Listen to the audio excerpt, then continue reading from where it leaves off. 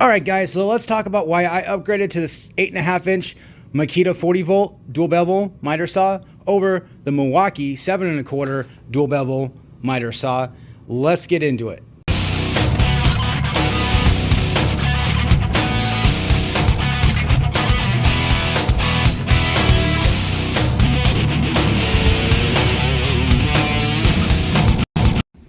All right, guys, so we are in my basement. We're still rocking out. We're doing some crown base molding. It's not just me here. We got my other guys working as well. So a couple things I wanted to go through. These saws are pretty nice, pretty similar, and there's some pros of the 7.5-inch Milwaukee over the Makita, and obviously there's a lot of pros of the Makita over the Milwaukee. So the one thing that got me with the Makita, just in general, the Makitas, is here. You can listen to the sliding. And then the Makita,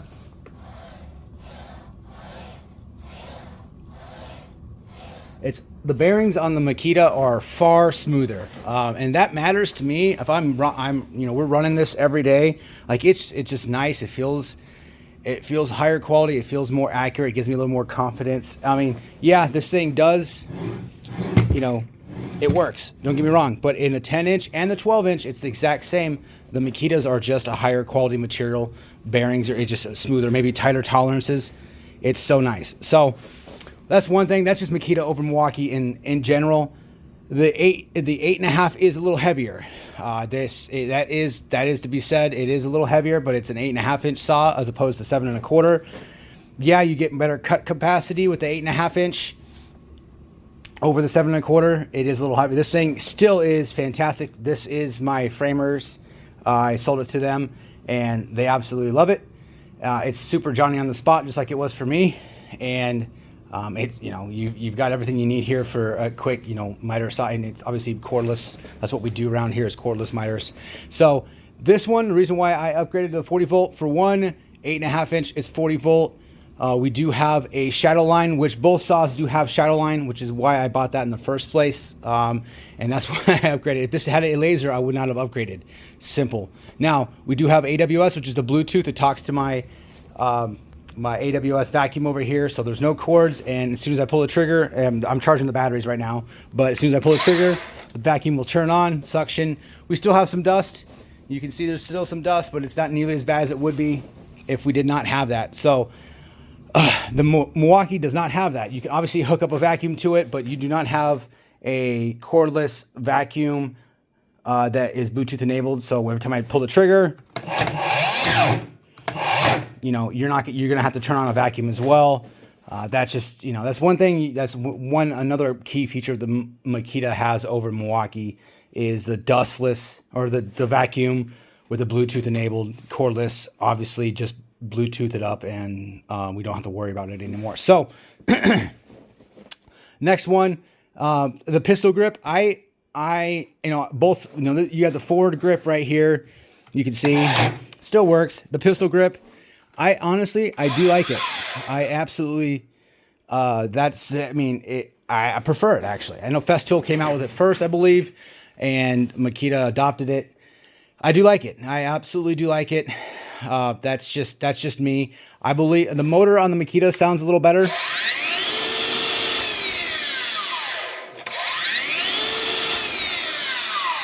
But I do like the Milwaukee's brake. You got the brake for the Milwaukee.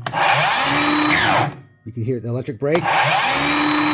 That is nice. That is nice. I'd like to see Makita do that a little better on their saw, because the Milwaukee does have a nice brake. Just a safety. It's great not having that blade keep spinning on you. So, but I do like the sound of the motor on the Makita a little better. So there's a little more vibration in the Milwaukee. Actually, a lot more vibration. Just with the motor, the bearings, and everything. There's hardly any vibration. So, all right, a big gripe. No, another gripe I have with the Makita over the Milwaukee is you can see here. Boom. So the light comes on. You're good to go. Makita. Now I've got to push a button for the light and then start. Now the light stays on for a little set amount of time. I think it's a couple minutes, but you can come here and pull the trigger and still not have a shadow line. So that is a little bit of a, you know, I like to have the light come on. Obviously, if I'm cutting, I'm going to need a shadow line. I may not always need it, but it'd be nice to have it anyway. So like how the Milwaukee does it, every time you pull the trigger, in my opinion, that's how it should be every time, all the time. So Milwaukee got that right. So Makita needs to follow suit. Dust collection, I can't really speak. I don't really care about it. Yeah, obviously we got tarps down and stuff because, you know, we got carpet on the back, the basement now. So I would highly recommend, if you're big into dust collection, Makita's not the best, but again, Milwaukee, I can't really speak too much because I didn't really keep track of it. They're both not that great, but it's better than, you can see, they do try. You can see, you got down here, you've got up next to the blade, and you got the suction on both sides, and then up top here, coming through the vacuum. So I guess I would say the Makita does win it, but I honestly, I don't care. That's just me. So both, you know, this Makita stand is universal, so I could put the Milwaukee on it as well. It does fit, no big deal.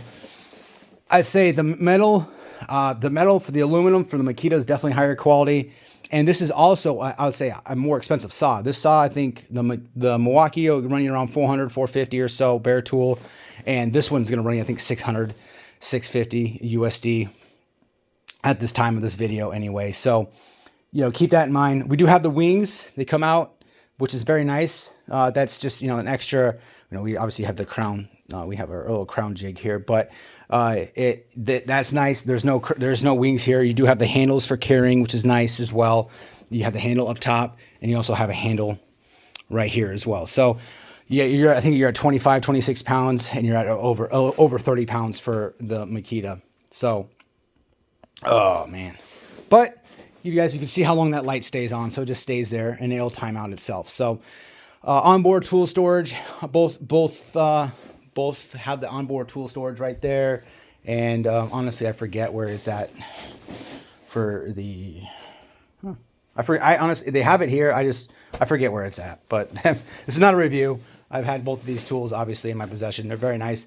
You know, depth adjustments, all that kind of stuff. You're great. These are both Johnny on the spot tools, but I mean, honestly, you could definitely frame a house with this, providing you don't need that crazy cut capacity that you're gonna need for the 12-inch. So, highly, just heavier duty, more professional.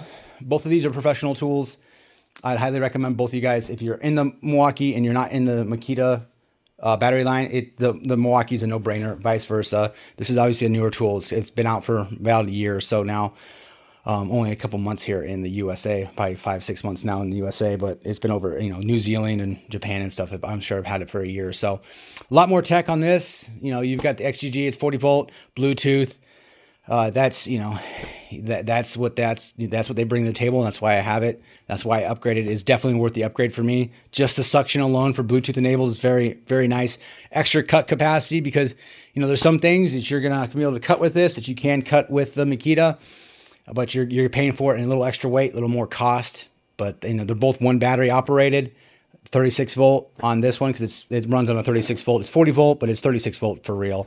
And this is an 18 volt motor. So Makita's doing very well, but Milwaukee, you know, it's been out for 5 years now, 5 or so years, and they're doing it with the 18 volt. So just a step back, you guys can see pretty similar. I like both tools, but there is a reason to upgrade. And you got, you know, if you take pride in your work and you just need that little extra oomph and you care about dust collection, it's definitely worth it. So like and subscribe. I'll see you guys on the next video.